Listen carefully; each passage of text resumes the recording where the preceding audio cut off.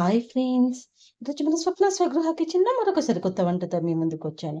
అది టమాటో పచ్చడండి. కొత్తిమీర, టమాటో పచ్చడండి. చాలా సింపుల్‌గా చేసుకునే ఈ చట్నీ ఇడ్లీకి గానీ, దోసకి గానీ, రైస్‌కి గానీ, చపాతీకి గూడా చాలా బావుంటుంది. ఒక్కసారి చేసి పెట్టుకుంటే వారం రోజుల దాకా నిల్వ ఉండే పచ్చడండి. చాలా సింపుల్‌గా చేసుకునే పచ్చడిని ఇప్పుడు ఎలా చేసుకోవాలో మన స్వప్న స్వగృహ కిచెన్‌లో నేను చూపిస్తాను. దానికోసం కొత్తిమీర కొంచెం ఎక్కువ తీసుకోవాలండి. ఇది వర్షాకాలం కాబట్టి కొత్తిమీర కాడలలో ఇసుక ఉంటుంది. సో, దాన్ని శుభ్రంగా ఒక 4, 5 సార్లు కడుక్కోవాలి. తర్వాత కరివేపాకు, కొన్ని పల్లీలు, పచ్చిమిర్చి అండి. తినే కారాన్ని బట్టి ఏసుకోవాలి. పచ్చిమిర్చి కాదు పూర్తిగా అనుకుంటే కొన్ని పచ్చిమిర్చి, కొంచెం ఎండుమిర్చి గూడా వాడుకోవచ్చు. నేను ఒక 6 టమాటోలు తీసుకున్నాను. కొంచెం చింతపండు, వెల్లుల్లి. సో, ఎవరైతే మొదటిసారి నా వీడియోని చూస్తున్నారో, నా వీడియోకి ఒక లైక్, షేర్ అండ్ సబ్స్క్రైబ్ చేసుకొని చూడండి. ఇప్పుడు ఎలా చేయాలో ప్రాసెస్‌లోకెళ్దాం. ఇలా ఒక మూకుడు పెట్టుకొని కొంచెం ఆయిల్ వేసుకోవాలండి. మిర్చి వేయించుకోవడానికి కొంచెం ఆయిల్ వేసుకొని, నేను తీసుకున్న మిర్చి అనేవి కారం తక్కువగా ఉన్నాయండి. అందుకే ఒక 4 ఎండుమిర్చి గూడా వేసుకుంటున్నాను. మీకు కారం ఎక్కువ ఉన్న మిర్చి అయితే ఆ మిర్చి సరిపోతాయి మీరు తినే కారానికి. ఇవి బజ్జీ మిర్చిలాగా ఉన్నాయి గాబట్టి కారం చాలా తక్కువగా ఉన్నాయి. సో, అందుకే నేను 4 ఎండుమిర్చి వేస్తున్నాను. ఎండుమిర్చి వేయాలని కంపల్సరీ అని ఏం లేదండి. ఎవరు తినే కారాన్ని బట్టి వాళ్ళకు స్పైసీనెస్‌ని బట్టి కారం వేసుకోవచ్చు. చూడండి, మిర్చి అనేవి వేగిపోయినాయి.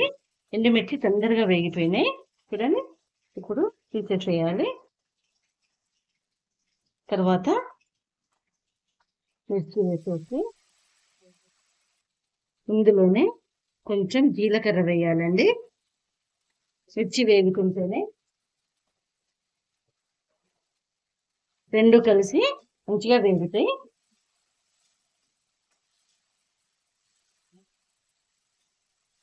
మంచిగా కలుపుతూ వేపుకోవాలి. మిర్చిని మధ్యలో కట్ చేసి వేపుకోవడం వలన ఇవి చిల్లి మొహం మీద పడకుండా ఉంటాయండి.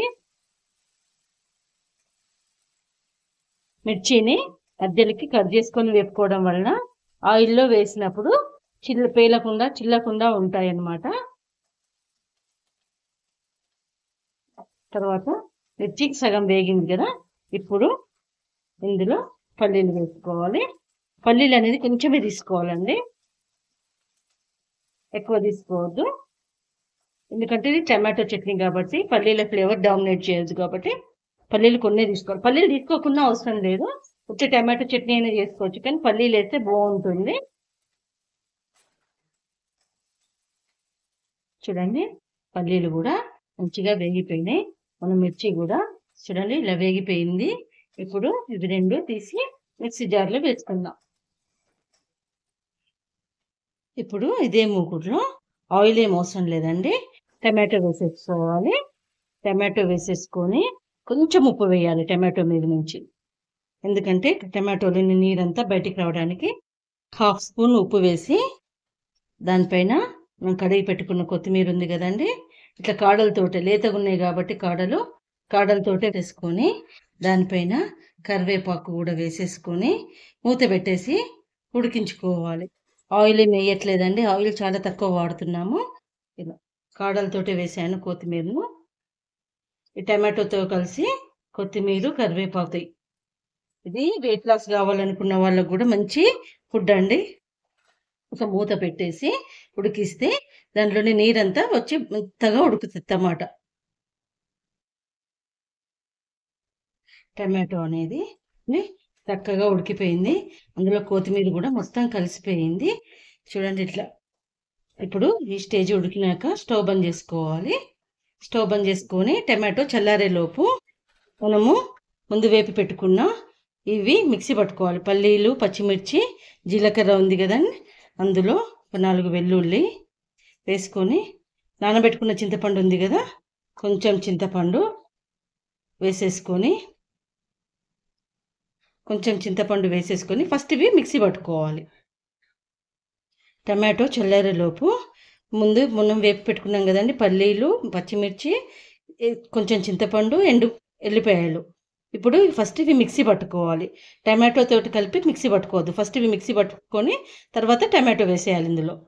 ఇట్లా మిక్సీ పట్టుకున్నాక ఇట్లా కొంచెం పలుకు పలుకుగానే పట్టుకోవాలండి, బాగా మెత్తగా పట్టుకోవద్దు. ఇప్పుడు ఇందులో ఉడకబెట్టుకున్న టమాటో కొత్తిమీరను వేసేసి బాగా మెత్తగా పట్టద్దండి, ఒక్కసారి తిప్పితే సరిపోతుంది. బాగా మెత్తగా పట్టుకుంటే బాగుండదు టేస్ట్. నాకు తినేటప్పుడు తగిలాలి నోటికి, అట్లా పట్టుకోవాలి. చూడండి చట్నీ అనేది ఇలా పట్టేసుకొని చూడండి, ఇట్లా మెత్తగా పట్టుకోవద్దు. కొంచెం తినేటప్పుడు మనకు తగులుతూ నోరుకు తగులుతూ టేస్ట్ రావాలి కాబట్టి ఇట్లా కొంచెం బరకగానే పట్టుకోవాలి. దీన్ని ఇష్టమైతే తాలింపు వేసుకోవచ్చు, లేదంటే తాలింపు వేసుకోకుండా అది తినేటప్పుడు అన్నంలో నెయ్యి వేసుకుంటే చాలా రుచిగా ఉంటుంది. ఇప్పుడు నేను కొంచెం తాలింపు వేసి చూపిస్తాను మీకు. ఇందులో ఉల్లిగడ్డ వేయొద్దండి, ఉల్లిగడ్డ వేస్తే చట్నీ అనేది ఖరాబ్ అవుతుంది, 1 వీక్ దాకా ఉండదు. సో ఉల్లిగడ్డ వేయొద్దు. ఇలా తాలింపు వేసుకొని చూడండి, కొంచెం ఆయిల్ వేసేసి ఆవాలు, జీలకర్ర, ఎండుమిర్చి, మినపప్పు, శనగపప్పు తాలింపు వేసేసుకొని ఇందులో కలుపుకోవాలి చట్నీలో. ఈ తాలింపు చూడండి ఇలా చట్నీ మీద వేస్తే చాలా బాగుంటుంది టేస్టీగా. చూడండి ఇలా టమాటో కొత్తిమీర చట్నీ అనేది రెడీ అయిపోయింది. మీరు కూడా మీ ఇంట్లో చేసుకొని ఎలా వచ్చిందో నాకు కామెంట్ బాక్స్లో కామెంట్ పెట్టండి. నా వంటలు నచ్చితే నా ఛానల్కి లైక్, షేర్ అండ్ సబ్స్క్రైబ్ చేయండి. స్వప్న స్వగృహ కిచెన్. Thank you.